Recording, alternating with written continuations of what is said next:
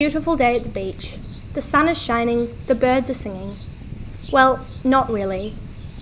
That seagull that you saw minutes ago pinching your chips is probably now choking on rubbish.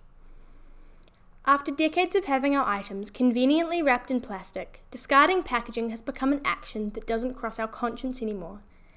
Even outdoor activities with your friends and family, such as camping or small picnics, leave forgotten waste on the floor. Waste that will just eventually pollute our world.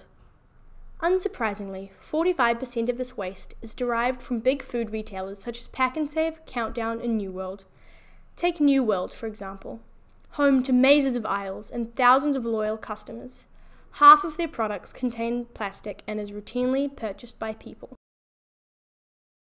And according to the Packaging Council of New Zealand, we annually consume about 735,000 tonnes of packaging every year, despite only having 58% of this packaging recycled. What type of rubbish do you usually see in your life? Just like all sorts of plastic, from like containers to spoons to like rubbish bags, mainly plastic everywhere. If you do, how do you reduce waste in your house? By recycling. Yeah, obviously putting all the cans together and like recycling together. Yeah. If you saw rubbish on the floor, would you pick it up? Personally, no. Depends where it is, but not often. Hi, I'm Alexis Poppelbaum. I'm a Hibiscus and Bays local board member and in the East Coast Bays subdivision. Are you aware of the amount of plastic used to wrap products in supermarkets?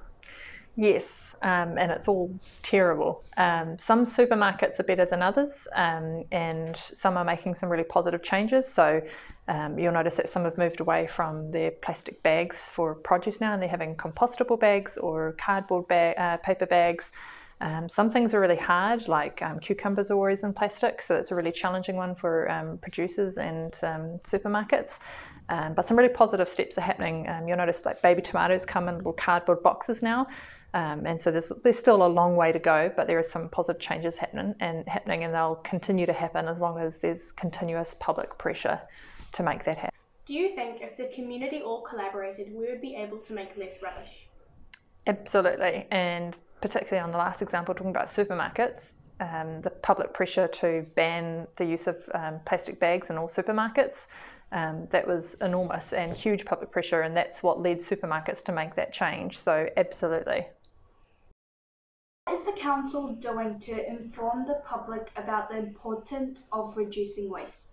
Council do some work, but they certainly need to do more, and it's probably a collaboration between council and central government.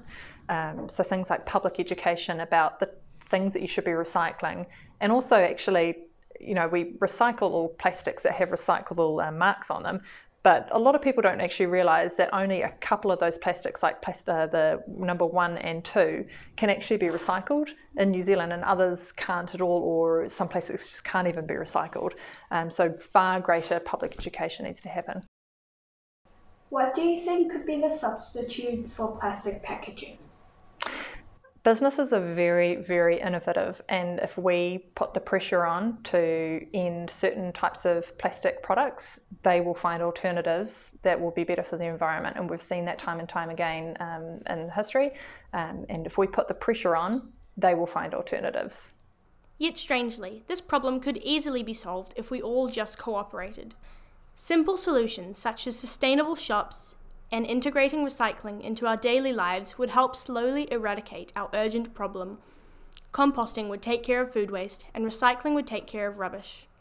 If everyone in the world, a grand total of 7.8 billion people, did this, would it make a difference?